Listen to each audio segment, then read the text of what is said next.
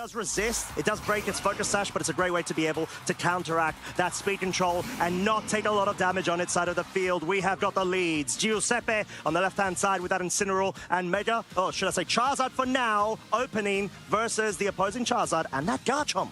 Yeah, we've got the Incineroar here for Giuseppe, really useful in being able to drop and intimidate onto the Garchomp. It's also got a valuable fake out here that it can go to. Do you go into the Garchomp here, you take a little bit of rough skin damage, but you prevent that Rock Slide from coming out, and then do you take advantage of that, or do you just try and reposition, keep your Charizard for later, and try and just keep on continuously weakening the opposing Garchomp? Because Incineroar not really too worried about what this Mega Charizard Y from Francesco's side is going to throw out. The weather balls will add up, but you can take a few of them while you get yourself sorted.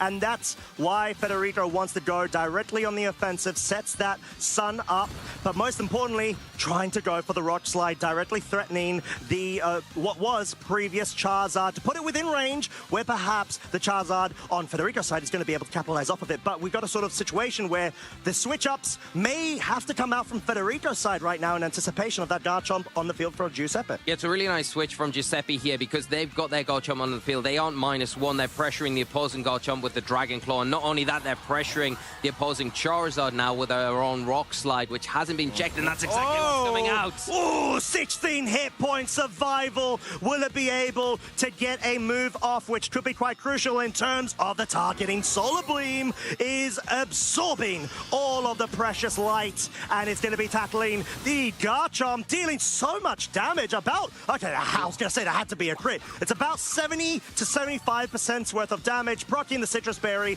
getting the parting shot now onto the Whimsicott. That could have been a double up there onto the Charizard, but clearly Incineroar wanted to prioritize the board state. Yeah, definitely, and I think it was a really smart play here to go for that Rock Slide and take the opportunity when it presented itself. I think Federico probably felt quite comfortable knowing that it's Charizard is trained defensively, going to be able to take an opposing Rock Slide at least one time, but one time alone. You've got the perfect partner next to it now. You've got the Whimsicott, you can set the Tailwind up, and then potentially, is that Garchomp in range of another Solar Beam? I don't know. It's going to be very, very close, and do you commit to that? Because even if you do, the Garchomp could quite easily switch out here into the Incineroar, and the Charizard could just get a big attack off. Heat Wave maybe, get rid of that Whimsicott, and because the Charizard on Federico's side is taking so much damage, it's going to be in range of any little wisp of a flame from the Heat Wave taking it down. I think Federico's in a bit of a disadvantage, obviously because of how the board state's been playing out, but the fact that there's a lack of Incineroar to be able to lower the damage output from Giuseppe's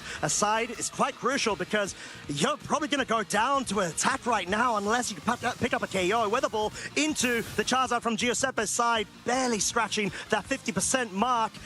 As we've got the Garchomp going for the Dragon Claw, making sure it can guarantee any damage into that slot, even if another Pokemon's coming back onto the field. And Charizard connects with the Heat Wave, picks up the KO. And even though Tailwind's been set up from Federico's side, to what cost? 2 of their Pokemon. Yeah, in a really nice, consistent way to get rid of the Charizard there. It's saying, okay, well, the Charizard could switch out for the Garchomp if it suspects a Rock Slide, so let's cover that and let's get a Dragon Claw just to cover bases there. Now, interestingly, Federico has brought their Floette as well, which is a great Pokemon to have in this scenario, in the Tailwind, to pressure that Garchomp that is and has been such a threat to Federico so far in this match. Yeah, and surely the Incineroar has to come in from Giuseppe's side, right, Lee?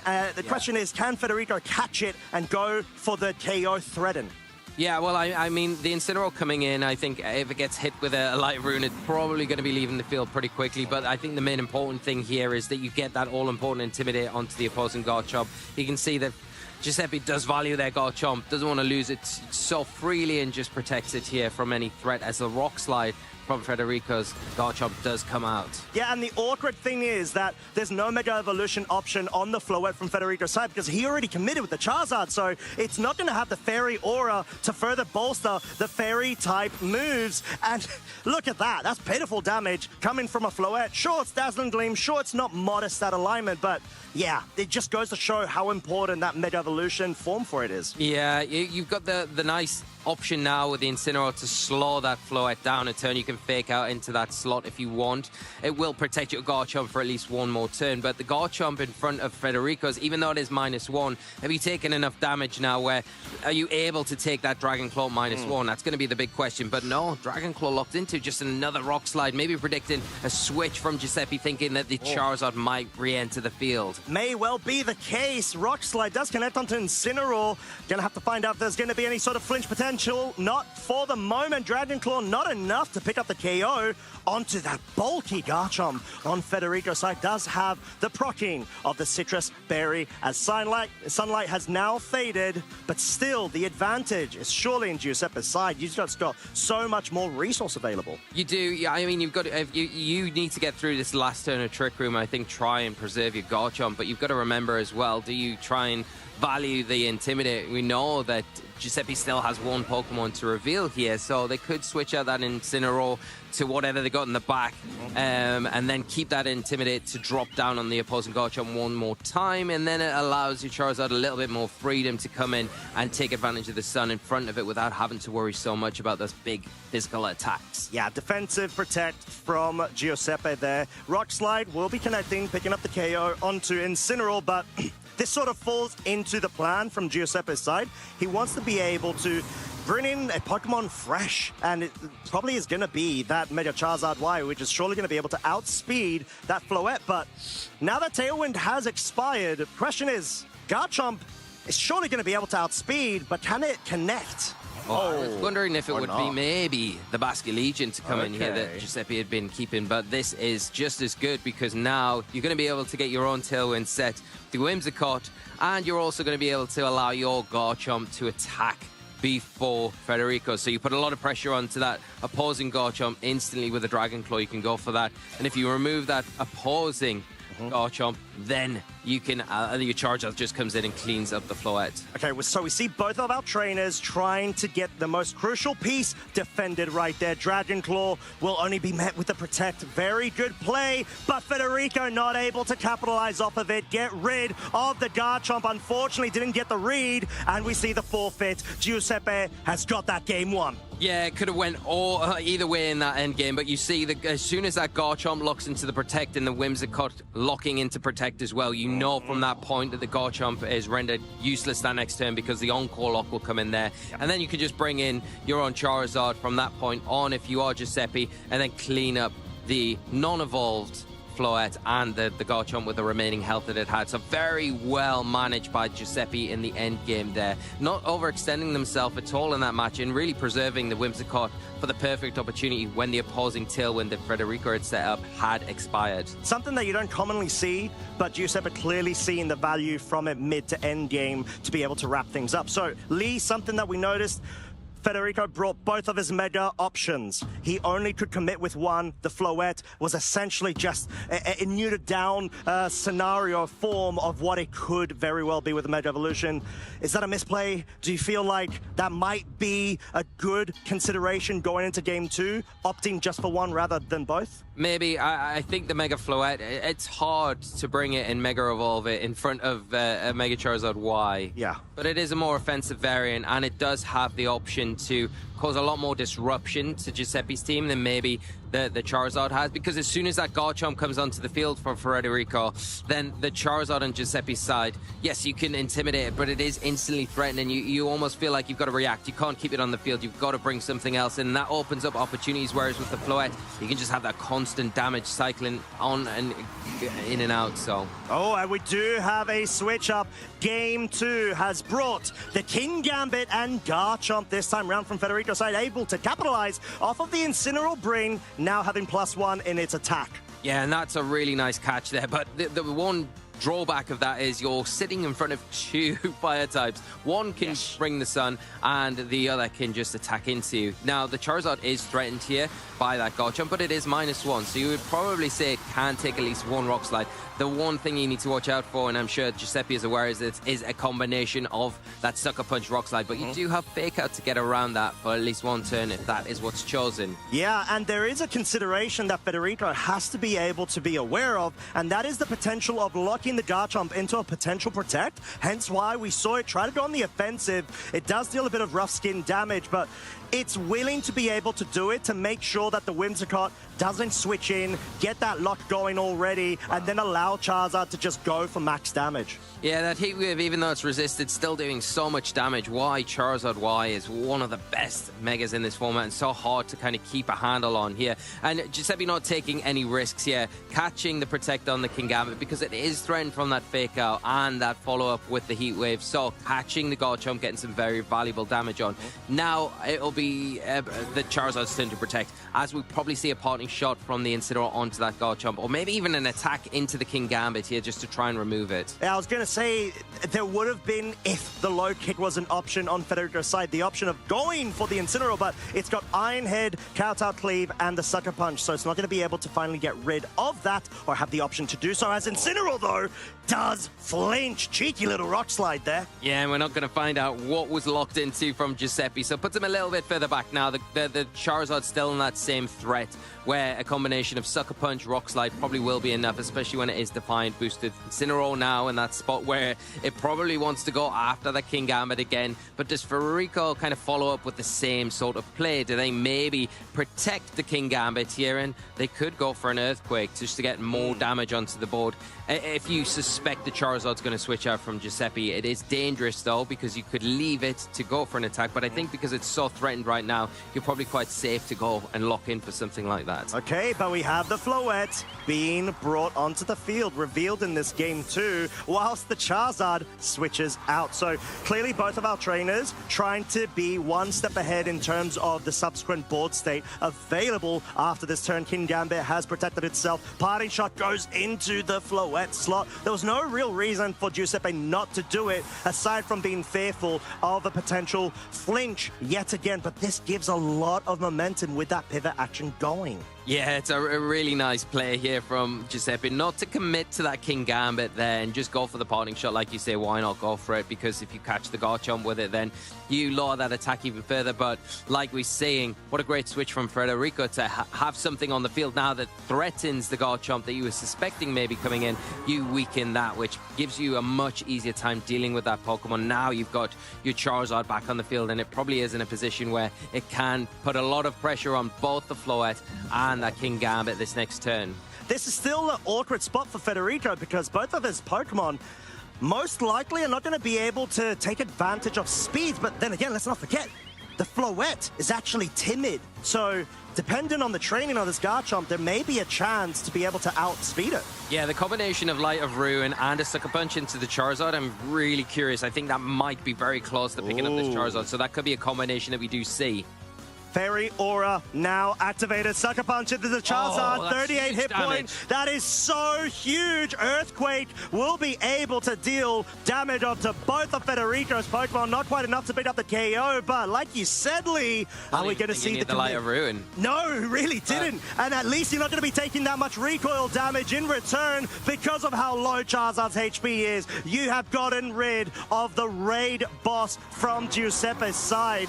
Although you need to respect, now Giuseppe has a free switch in. It could very well be that Whimsicott, but there's a lot of firepower lost in order to deal with the Kingambit. Yeah, and that's it. I think the Kingambit here is a big threat, and we see it's probably going to be able to take another Earthquake here, and now the Garchomp really threatened by a Light of Ruin because you can't allow that Garchomp to take that. It's not going to be able to survive that or a Moonblast, but you do have the Whimsicott here to set up that Tailwind to potentially put a little bit of a disruption with the Encore that it's got access to on that Floette, and why we're maybe seeing it switch off the field now. I was going to say, we did see the Garchomp actually outspeed that Floette as well. Another reason for Federico to be able to take that into consideration. Garchomp's Berry has been procced, gets a bit of recovery. Sucker Punch dealing so much damage. Moonblast will be breaking the Focus Sash on this Whimsicott and dealing so much respectable damage. Not even Pixie Plate boosted.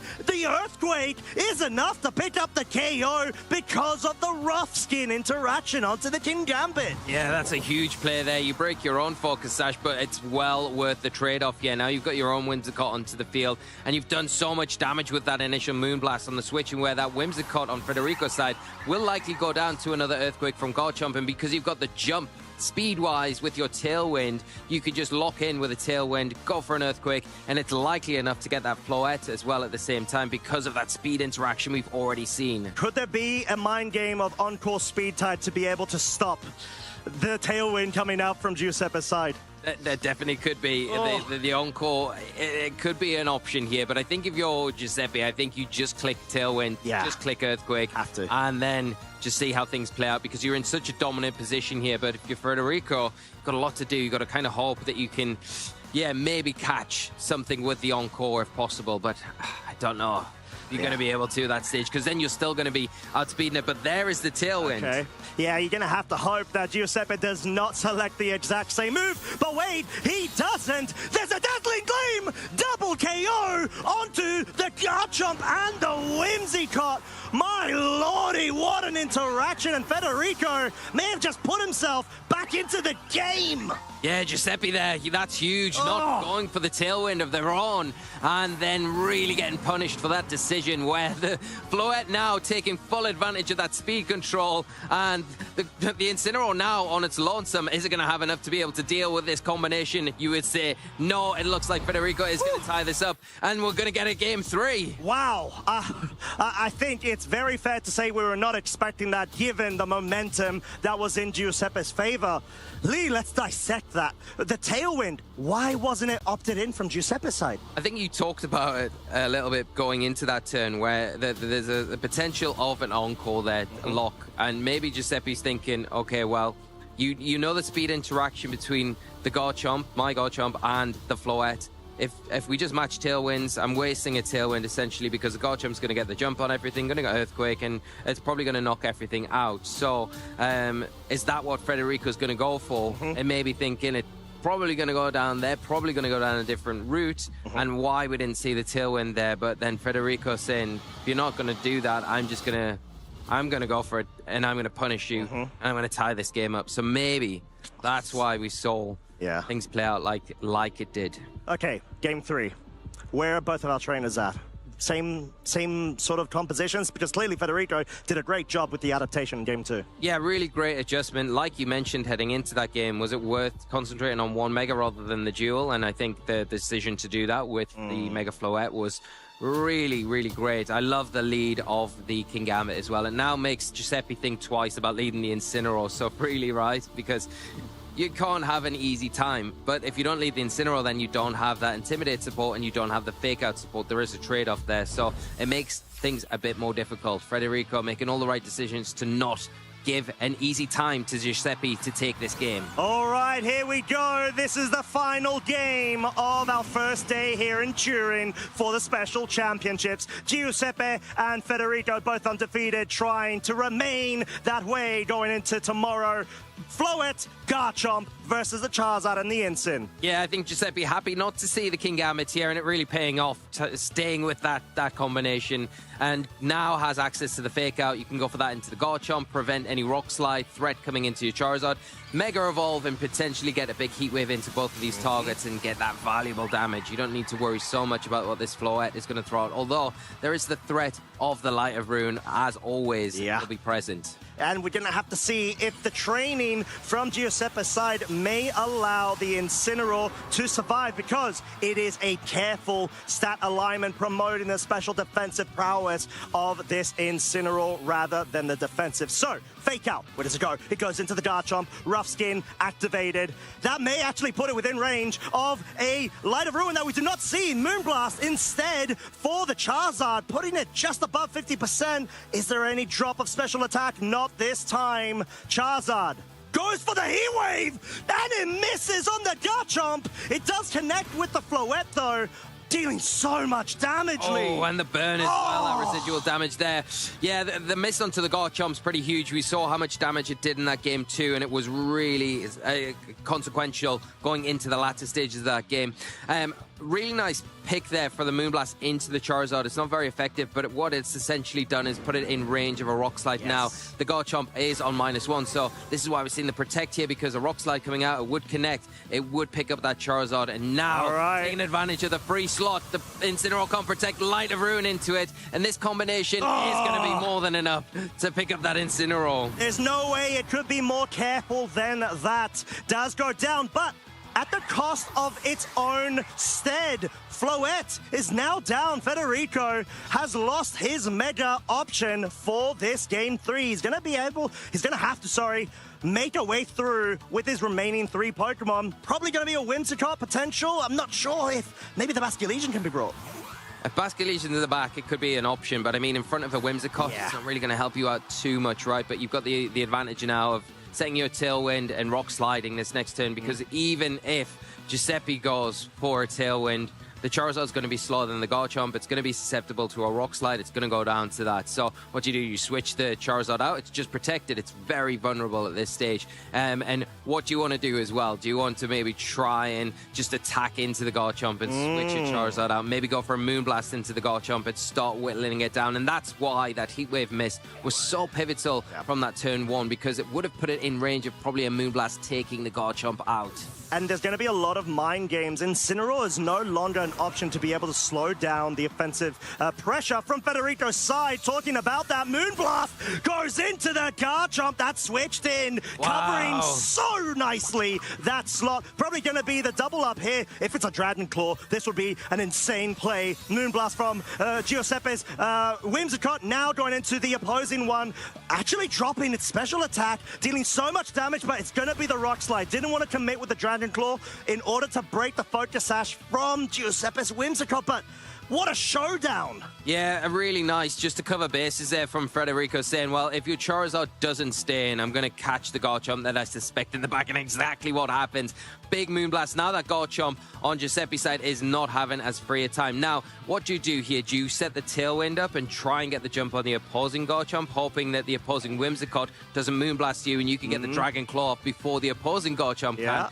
There's a lot of mind games and 50-50s coming into play here, and the Charizard doesn't feel like a great option to bring in right now for for Giuseppe. I was going to say there's the on-call mind games that you need to be able to respect too. It does seem to be the Basculegion as the final Pokemon of choice from Federico's side, followed by a Protect from the Garchomp on Giuseppe's. Moonblast does target it down, deals about 35% damage, is going to be able to maybe put it within a range, but Federico willing to take the risk, go for the Dragon Claw if there's any sort of speed tie interactions going, because both the Garchomps are jolly and both the Whimsicotts are timid. Yeah, now the Garchomp, in a similar situation to what it was before, it's still going to be susceptible to a Moonblast from the opposing Whimsicott and the Garchomp there.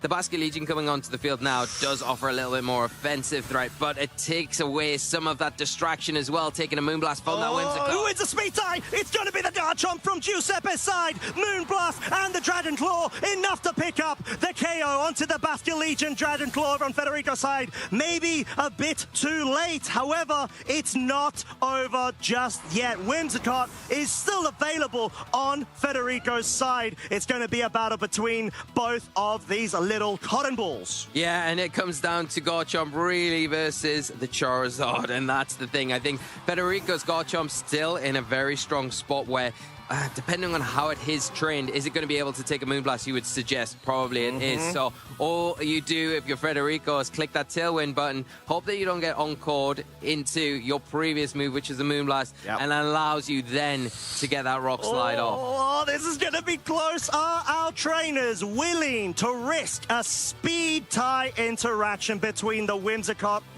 from either side? It's going to be really telling, and it's going to allow them to continue their undefeated streak. But will they commit? And there's always the risk as well, I think, of the Charizard on Giuseppe's side going for a Protect, but it's very risky. And going for the Moonblast into the Garchomp, hoping that's enough to pick it up. But if you do that, then you become susceptible to the Encore. But here is an Encore. It encores the Garchomp. It's locked into Dragon Claw. It is not allowed to go for the Rock Slide. We see the Whimsicott interaction. They're trying to go for the Encore of its own. Federico Federico has dropped his headset. Heat Wave has connected on both Pokemon. Garchomp is left on its own. 94. It cannot touch the Whimsicott and Giuseppe. This looks locked up. Yeah, that is one way to do it. Winning the speed tie was huge there to lock that Garchomp into the move that it wasn't able to take advantage of.